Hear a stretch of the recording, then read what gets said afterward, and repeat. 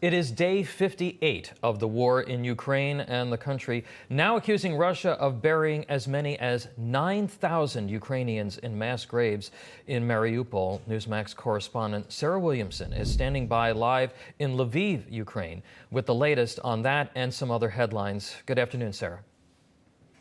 Good afternoon, Tom. Yes, those stories coming out of Mariupol are absolutely devastating. But I just want to start with some news here in Lviv, because it's been an extremely somber morning here as many of the residents of Lviv gathered this morning in the garrison temple to lay to rest a Ukrainian soldier from the area. His name was Dmytro Sidoruk, and he died on April 6th whilst serving for Ukraine. Now, he was a member of the 24th Separate Mechanized Brigade, and he was a member of Ukraine's first team at the Invictus Games as well, where he won a silver medal.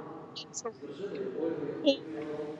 were so many people of the public who came there to wish him well and say goodbye to him as he was laid to rest. He was survived by his wife and by his son as well. So that really was a special moment there today. But it's really important to also make note of the fact that what you saw there in those pictures is extremely rare, because the majority of the fallen soldiers here and the civilians as well in Ukraine don't actually get to have a funeral. They don't even get to say goodbye to their families as well. Because as you can see, and as you just mentioned there, Tom, majority of these people, or so many Ukrainians, are found in these mass graves. We know as well now from these new satellite images that have just been revealed that 200 graves have now just been found 12 miles west of Mariupol. These were discovered by Maxar satellite images, and they have now there's about to be 9,000 people that could potentially have now been found inside these graves. So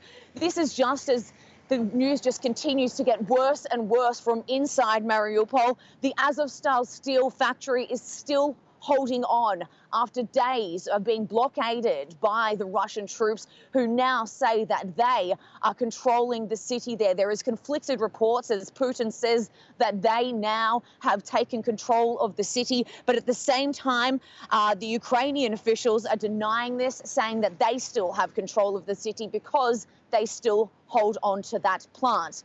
Now, they are still fighting back. Ukrainians are still fighting back and will be fighting to the death because they are refusing to surrender. They have asked for a third party to come in and evacuate them. Zelensky is comparing this to a terrorist operation.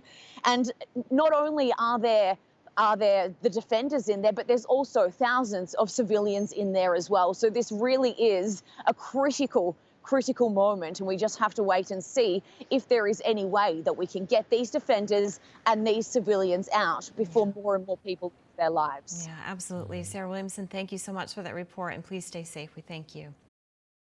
Hey, I'm Rob Finnerty. Thanks for watching. If you enjoyed this video, please join the conversation in the comments below. Don't forget to subscribe, too. Hit the bell icon to be alerted to breaking news. And remember, there's a whole lot more on Newsmax TV, America's fastest growing cable news network. Newsmax TV, we're real news for real people.